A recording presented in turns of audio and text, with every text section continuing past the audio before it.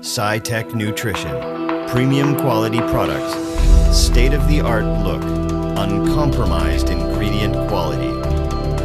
Our products work and taste good. www.scitechnutrition.com.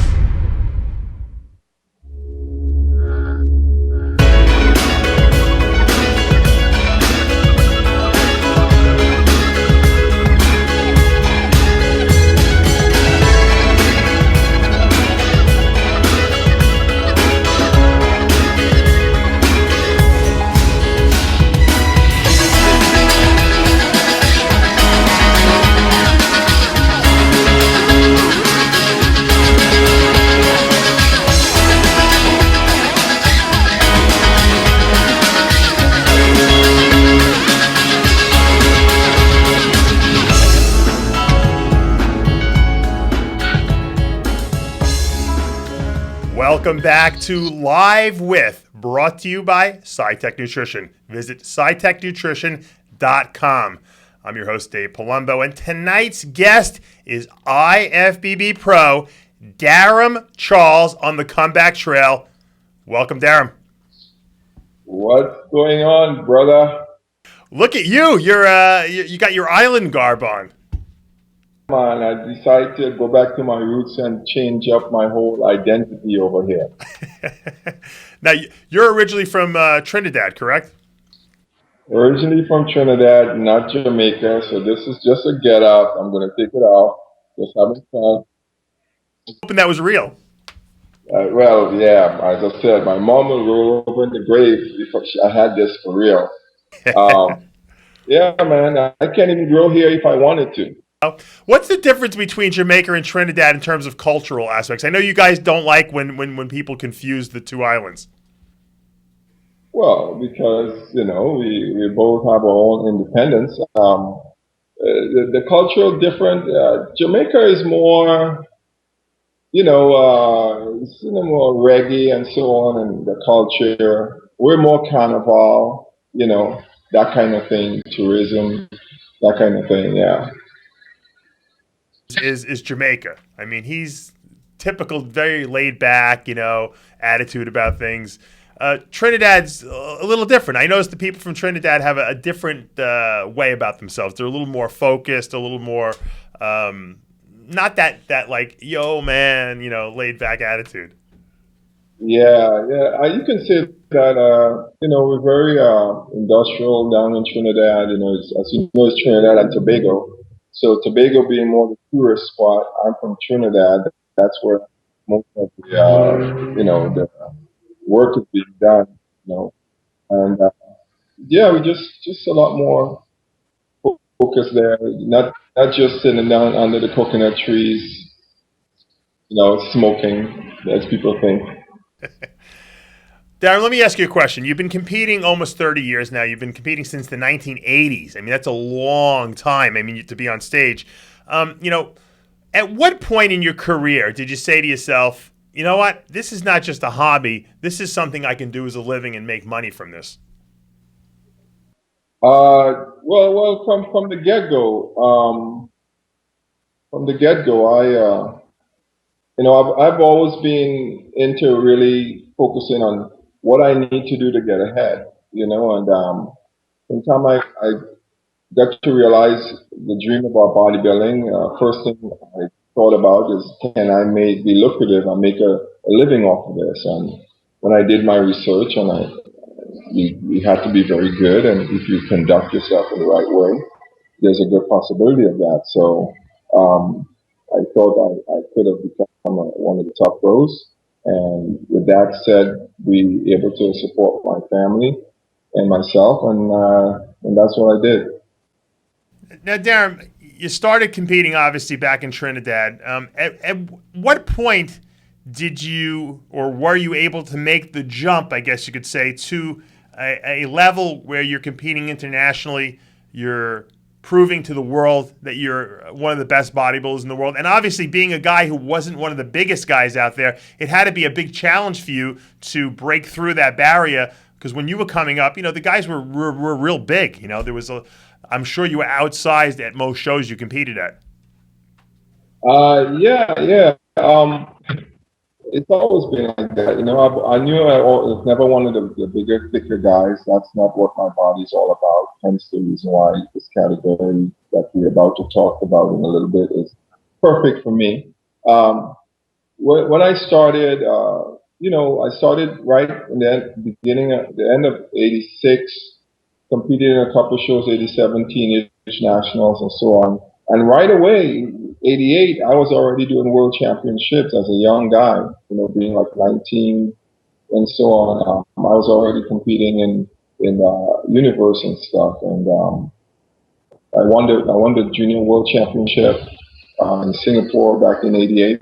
And since from there, I realized I had what it took to compete on a high level and be successful. Now, Darrem, you've been competing, like we said, over 30 years. I mean, you look like one of the younger guys in the sport. Obviously, very good genes. You got to thank your mom for that. Talk to me a little bit about, what it was like seeing the transition in bodybuilder from the 80s to the 90s to the 2000s, now into the 2010s. What have you seen transpire, and what was the level of competition like in all four of those decades, and which do you think was the best? That's a great question, because I think it's a real cool topic. Sometimes it's in my own head, and when I recollect at my journey, I still can't believe I'm around and I experienced the things I experienced. So you're correct. I was on stage with Dorian. I was on stage with Ronnie. I was on stage with Jay. I was on stage with Dexter. I was on stage with Phil and Kai and everybody. So it's a long deck. It's a long trek for me. Yeah, I just saw things change, and back then in the early '90s, mid '90s, we had the big guys, but still there was always, they always looked for certain aesthetic guys, when Flex Wheeler came in and so on and so on. But then Ronnie and so on just blew it out of the park, and things got even more. Back then we had Nassau, and we had Nassau, about a few other guys, but nowadays, yeah, the journey now is like completely different. You're talking top 10, top 15 guys, usually are pretty big guys. What was it like competing against Flex Wheeler on stage? 'Cause I know you guys had some battles on stage at some of these smaller shows, because Flex was one of these guys that, even though he was an Arnold champion and he was an Olympia contender, he would do every show. So I know you ran into him a couple times on stage. What was it like getting up there with him? Because you obviously had physiques that could be compared, very favorably together. No, it was great. It was great. I made my return, or I could really say it's my debut in bodybuilding, in professional bodybuilding in '95, because I turned pro in '92, and I did a couple shows just to get my feet wet, just to let people know in the U.S. there's this guy named Darrem Charles, and he's pretty good, and look out for me. And I did that, and I took some time off, did some business with my own gym in Trinidad. I had it for a few years, and I made my real mark and come back in '95. And I was reading about Flex and even different people, back then. And when it came that time for me to compete in '95, who did I end up on stage with? One of the best, Flex Wheeler, and then Aaron Baker and so on. And Flex was just coming back from his accident that he had. And this was a guy I was admiring and watching all his tapes and trying to learn from, and just like in awe. And then I was on stage with him in '95. So, but trust me, when it was time to get on stage and I was backstage, it wasn't like I was in awe, like, oh my gosh, what am I doing here? I knew I did my homework. I was now really making my mark. People were going to see what I'm really made of, and we stepped on stage together, and it was a great battle. And we did many shows together. We had many dinners and hangouts together, and many tours together. And He was always a really cool guy. You know, with all the victories he had, he was always down to earth with me. We always had a good time. It had to be. It was a different time, really, back in '95. Now, you did something pretty amazing. You did 9 competitions, including the Arnold and Olympia back in '95, which is unheard of. No one competes in that many shows in 1 year. These guys today complain if they have to do 1 or 2 shows in a year. You did 9 back then. How did you manage to continue to peak your body and stay so, I guess you could say, polished throughout the course of that year? Well, I think there's a few things, a couple of things I wouldn't really mention because I'm not trying to place myself on a pedestal or put myself out there like that. But what I'll say about that, I'll say a couple of things. One is just I'm a really hard-working person. You know, work doesn't bother me. You know, I think it's thank God to the upbringing of my parents, my mom, my grandmother. And I just wake up early always, and I just work hard. So when it came to bodybuilding, it wasn't anything different. If you want to succeed in life, you want to get anything done, you got to work hard, and that's what I'm here for. You know, I don't look at this as a job. I don't look at this as, you know, any sort of work. I more look at it as something that I'm really interested in, and I want to be the best I can be in, and that's what I do. You know, and that year I had set out to just do because I was still coming from Trinidad, and I had all this financial, uh, you know, things just causing problems for me to do many shows in the U.S. Because it was very expensive, and I did plan out like 6 or 7 shows, which was a lot financially as well. But here it came.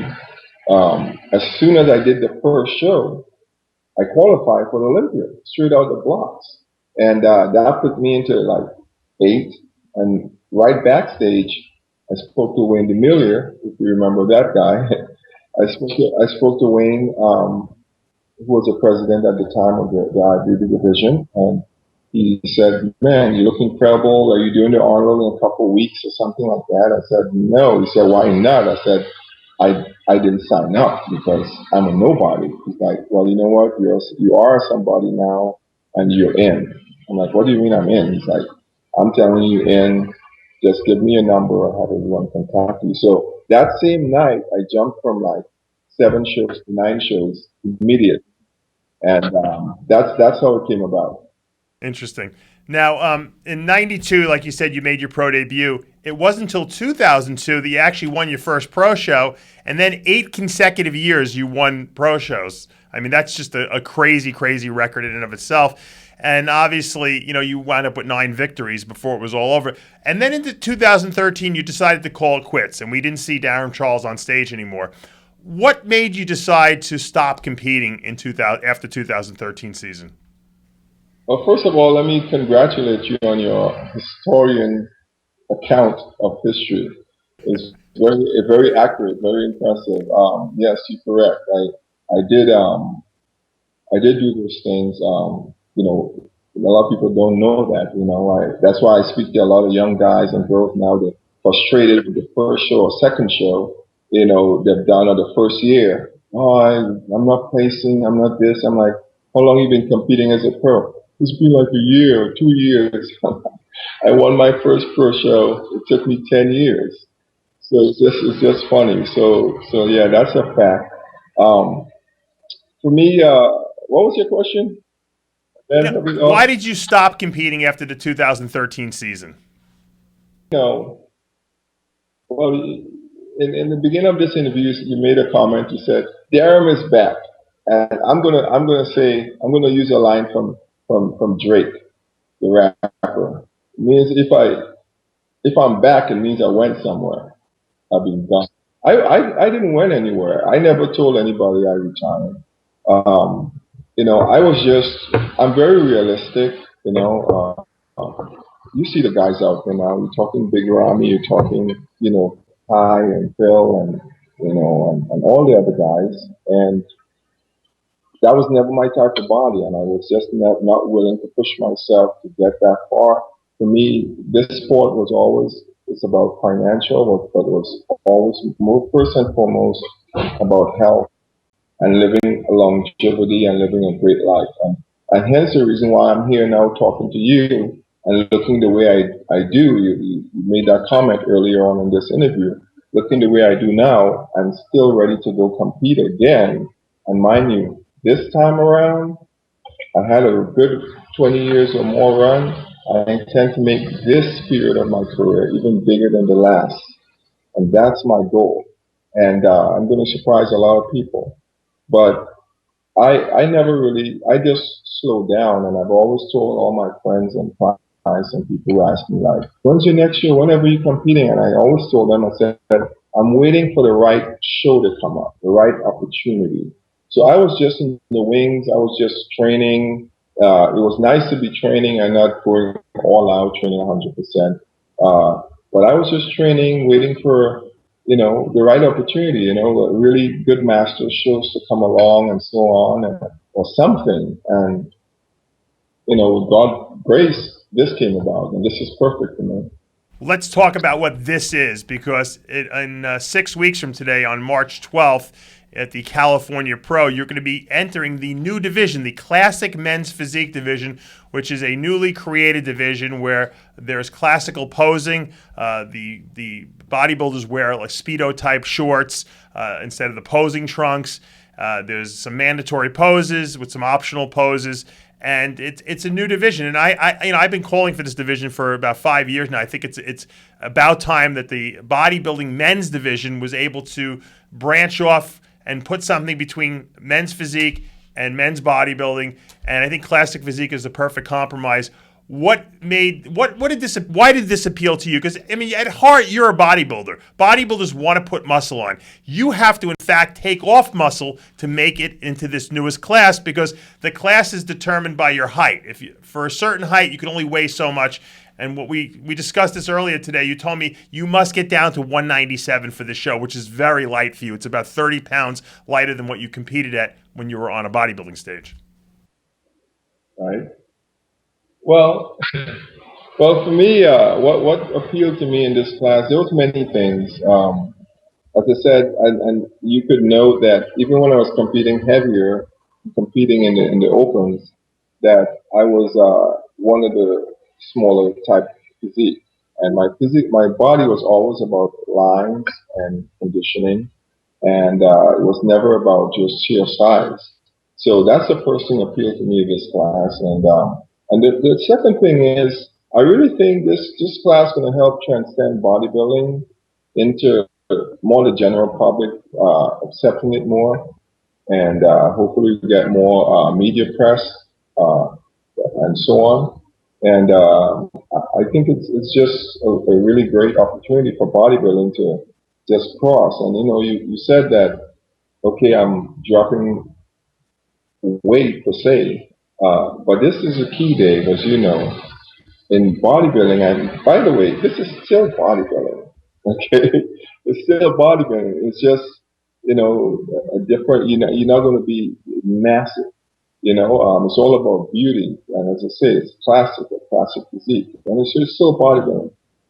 What it is, it's just going to help the people accept bodybuilding more. And for me, I just thought, like, hey, you know what?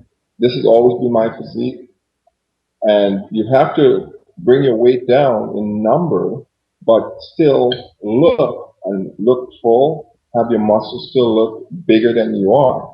And that is the key to bodybuilding, as you know. So this is still a bodybuilding class. So although everyone is saying dropping all this weight, it's not that necessarily like if all goes right and all the science of everything that I know, I'm going to look really big and muscular still at this weight, You haven't had to make a weight class probably since you were an amateur.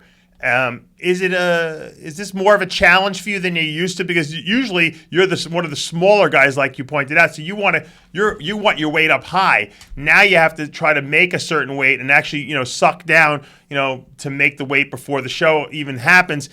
Will that be something that's different for you that you're going to have to figure out, or do you have it all kind of in your head mapped out already? It's all mapped out. We're speaking here today, But I've been working on this for over the last 4 months, and my weight was already down. In terms of, I wasn't 230 or whatever when I started out this journey like a few months ago. So it's and everything is already mapped out to the T, to exactly the day I step on stage. As you said, I've been in this sport for almost 3 decades, and this is not by chance or by not having knowledge or understanding of my own physique.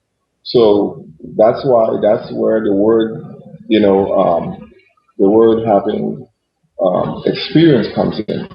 So for me to not know where I'm going, that'd be crazy. Of course, I have everything mapped out to the time I step on stage. A matter of fact, come this Saturday, the way that I was supposed to be this Saturday, I got to this way 3 weeks ago. So I've just been holding on. I'm at the head of the game. I know exactly it's going to be 6 weeks out come Saturday. I know exactly 4 weeks out where I'm going to be. Exactly 2 weeks out. Exactly 2 days before the show. Every single step, what I'm going to do. Darrem, we know you're one of the best posers on the circuit. I mean, you've won multiple Best Poser awards. I love to watch your routines. They're truly entertaining. And obviously, classic physique is about presentation. So in essence, you have a tremendous advantage over a lot of the newer guys coming up because you know how to show off what you got, so to speak. However, you're one of the older guys that will probably be in this classic physique division as well. As you're in your believe you're in your late 40s at this point. Is Darrem Charles physique now as good as it was 10 years ago, in your opinion? Well, in my opinion, I was going to say I'm going to leave it up to everyone to make a decision on that. But all I can say is this: it's going to be a different look. But at the same time, this conversation about being older, it's a conversation that could be carried on, but there's no need for it because I'll tell you what.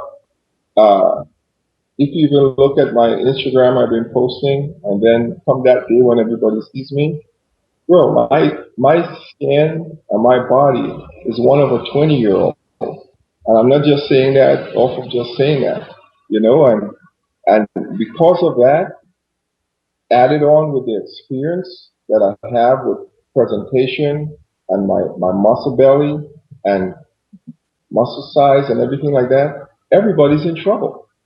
Everybody's in trouble, man. That's all I can say. With this new division, obviously, and the opportunities that presents itself, I know one of the probably goals that you always had as a bodybuilder was to win the Mr. Olympia. With your size that you had, obviously that was probably not ever going to happen. You probably realized that at some point, but you obviously had a very successful bodybuilding career with the 9 wins. Now you have an opportunity to be equally matched with guys of the same size as you. Do you think that the Olympia title in the classic division is something that you can attain, and is it one of your goals? Well, Dave, first let me correct you with wanting to win the Olympia or so on. For me, in the past, when I started bodybuilding, this might sound strange, but my goal was never to win the Mr. Olympia. Was to be as best as I can to get on top magazines, be on covers, possibly if I'm good enough, have lucrative contracts, win as many posters as possible, and do as well and get up to the Olympia as high as I can. And guess what? I accomplished all of those. And the reason why I say my goal is never to win, because remember I told you earlier in this interview, I'm a very realistic person. In bodybuilding, a lot of people have too much ego, and they walk around and they see things that's not there. Look at guys who look at themselves in the mirror and posing. Oh man, I look incredible. I look like Sean Ray. No, you don't. You don't look like Sean Ray. Not even close. You have to see what is there, and you have to have people around you to tell you the truth. I knew what bodybuilding was. I saw the guys who came before me and the guys who were winning Olympias and so on. And I knew I would have never got to that because I wasn't willing to do some of the things to get there. As simple as that. So my goal was just to be as lucrative and be successful as possible. And I accomplished that. Now, to talk about this division, this is what you didn't know as well, Dave. For me, coming into this division, one of the big motivations for me, is the opposite. I'm not coming in this to win a pro show or tour or whatever. That's not my interest. Okay, my goal and my desire here is to win the Olympia, and that's the driving force for me coming in this division. And I believe I have what it takes to do it. Okay, and I'm going to be tough to beat. And I'm working really, really hard. I'm training. I'm doing everything that I know, all the years of experience. And that's going to show on stage with my physique, with my presentation, and everything. Now, Darrem, now that you've dropped down in weight and you're, teetering closer to 200 pounds, I have to believe that your son and you are probably starting to converge, and at some point you might both weigh the same thing. Will we ever see like a Charles versus Charles on a classic physique stage of the future? Well, I would love that. I would love that, and I would love to whoop his ass. He's my son.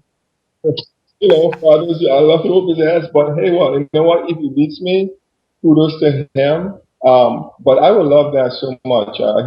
And I do believe that if he really pushes things, not just me, but nobody can beat him. Nobody. I mean, I'm a historian of the sport, and I've watched from Bill Pearl all the way up Steve Reeves, all the way up to all the Mr. Olympias, and I've seen all the Flex Wheelers and Dexters and everybody compete, and I've been right around them and the physiques, including mine. And I've never seen anyone with the genetic gift and potential like him, like no one.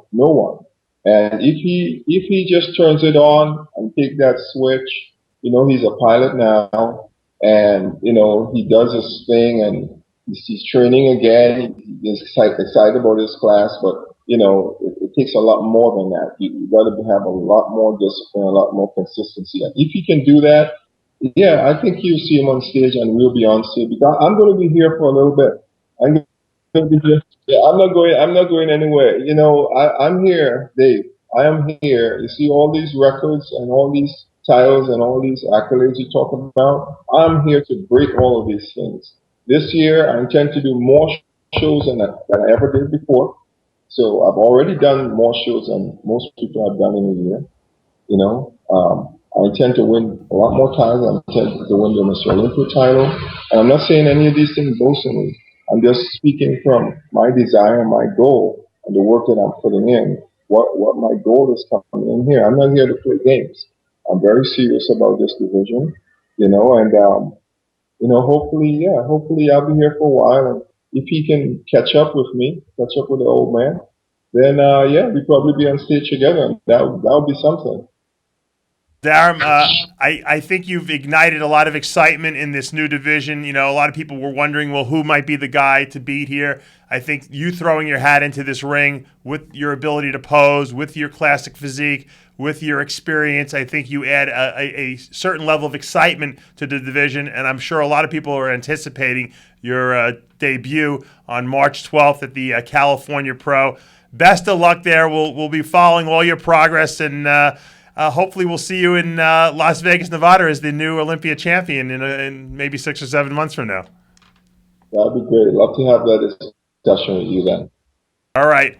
Well, guys, that is it. That is the end of another episode of Live With, brought to you by SciTech Nutrition. Visit scitechnutrition.com. I'm Dave Palumbo. We'll see you next time.